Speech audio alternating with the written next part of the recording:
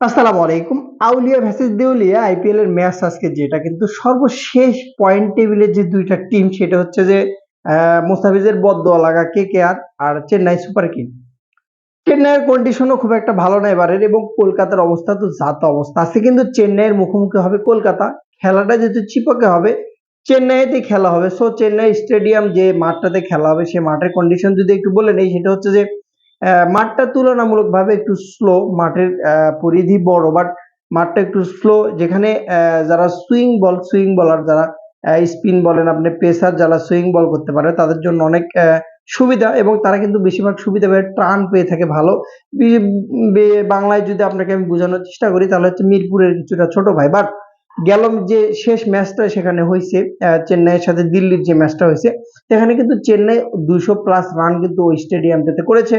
এবং ওই pitch condition যাতে বলা যায় যে মোটামুটি 160 170-এর পিচ, সর্বোচ্চ 180-র পিচ কিন্তু এটা, 200 রানের পিচ না। তারপরে খুব ভালো ব্যাটিং করেছিল চেন্নাই, এবং সেই ম্যাচটা কিন্তু চেন্নাই জয়লাভও করেছে।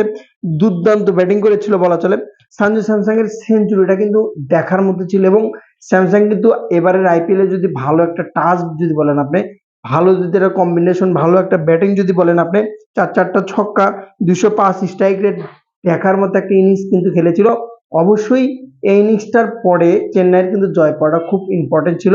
তবে আজকে যেহেতু চেন্নাইয়ের মাঠে, চেন্নাইয়ের খেলার সাথে কিন্তু কলকাতা, ভেবে নেওয়াই যায় যে আজকেও কলকাতা হারছে, এটুকু আপনি কিন্তু ভেবে নিতেই হবে।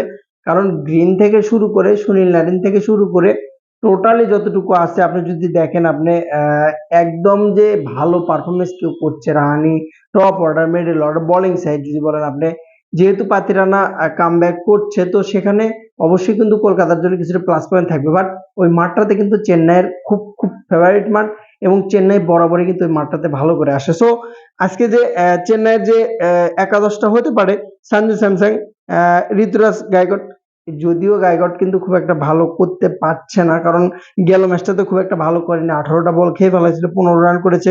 আম, আয়ুষ মিত্রা, এবং এই যে আয়ুষ মিত্রার কথা কিন্তু স্পেশালি আপনাকে বলতে হবে, ইয়াং ট্যালেন্ট, 18 বছর বয়স। এই আয়ুষ মাত্রা কিন্তু মাত্রি যে ব্যাটিংটা করেছে, এবং সাথে যদি সূর্যবংশীর সাথে কিন্তু সে খেলেছে, এবং যে ব্যাটিংটা করেছে প্রায় খুব কাছাকাছি গেলে আরো কিছুদিন পরে কিন্তু একে চিনতে পারবেন আপনি, যে ইন্ডিয়ার একটা কি মাল একটা বড়।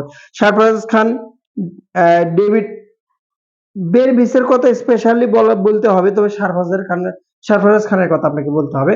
সরফরাজ খান কিন্তু যে নকটা দিয়েছে, যে কটা ম্যাচ এখন পর্যন্ত খেলেছে, আপনি যদি দেখেন 25 বলে 50 এবং 12 বলে 32, দুর্দান্ত দুর্দান্ত কিন্তু নক। কলকাতার আজকের ম্যাচটা নিয়ে যদি এক কথায় আলোচনা করি, অবশ্যই চেন্নাইয়ের মাটিতে চেন্নাই কিন্তু অনেকটা এগিয়ে থাকবে, বিশেষ করে গ্রিনের পারফরমেন্স নাই আপনি যদি দেখেন।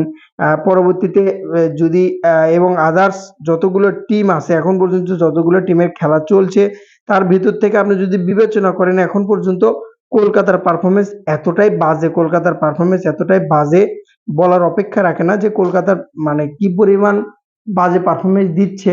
বোলিং সাইডটা যদি বলেন, ব্যাটিং সাইডটা যদি বলেন, প্রথম যে ম্যাচটাতে মুম্বাই যেভাবে তাদেরকে টেক করেছে, সেইভাবে কিন্তু তারা বরাবরই কিন্তু রান করতে পারছে না, এবং বলা চলে এবারের সবচাইতে বাজে এবং করুণ অবস্থা বলা চলে। রাহানের স্ট্রাইক রেটটা নিয়ে কথা চলছে, যদিও ভালো সে করেছিল মাঝখানে। ফিনল্যান্ড অ্যালেনও কিন্তু ভালো করতে পারছে না। রঘুবংশী যদিও ভালো করছে। ক্যামেরন গ্রিন আহামরি খুব একটা ফর্মে নাই বললে চলে। রিঙ্কু সিং ভালো ফর্মে নাই। রুবমান পাওয়েল কিছুটা টাচে আছে, আহামরি যে খুব ভালো করছে এরকমটা না। তবে অনুকূল রয় এবং সাইনি মোটামুটি ভালো বল করছে। ভৈভব অ্যারোরাও অতটা এরকম না। কার্তিক ত্রিপাঠী, সুনীল নারিন অচল। তো সর্বোপরি কিন্তু একবারে দুইটা দল বিবেচনা করলে চেন্নাই স্টেডিয়ামে চেন্নাই আগায় থাকবে। বিশেষ করে সঞ্জু স্যামসনকে আটকানোটা কিন্তু অনেকটাই মুশকিল হয়ে যাবে। অপরপক্ষে আজকে যদি অ্যালেন যদি ভালো খেলতে পারে, বোলিংটা যদি ঠিকঠাক যদি কলকাতা করতে পারে, যেহেতু স্টেডিয়ামটাতে আগে যারা ব্যাটিং করে তারা যদি 180 রান বা 190 যদি করতে পারে, যেহেতু 160-70 পিচ, তারপরে সেই রানটা কিন্তু চেস করাটা অনেকটাই কঠিন চিপকের মাঠে। তো অবশ্যই আমি চাইবো কলকাতা যদি টসে জেতে, অবশ্যই ব্যাটিং নেওয়ার চেষ্টা করবে 100%। ব্যাটিংটা খুব ইম্পর্টেন্ট, ব্যাটিং বোলিং নেওয়াটা কিন্তু খুব ইম্পর্টেন্ট, বিশেষ করে ওই মাঠটাতে। সময় সাপেক্ষে বলে দেবে, রাত 8টায় চোখ রাখুন, চেন্নাই ভার্সেস কেকেআর। অবশ্যই ফেভারিট চেন্নাইয়ের মাঠে। আমার যতটুকু প্রেডিকশন, চেন্নাই 100% উইন আজকে আমার একটা প্রেডিকশন যেটা চেন্নাই উইন হবে কলকাতা আজকেও কিন্তু হেরে যাবে বেস্ট অফ